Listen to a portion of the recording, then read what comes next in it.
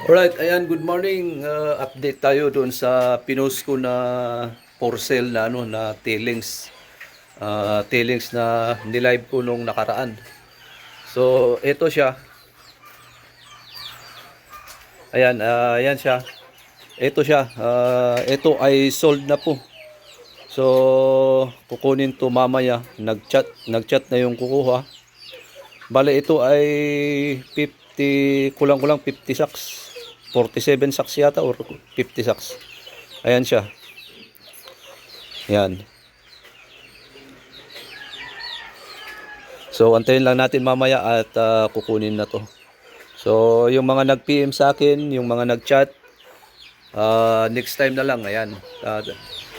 Next time pagka may naipon dito sa tailings natin, tailings pan. Ayan, abang-abang na lang sa post ko ulit. Okay? Yan.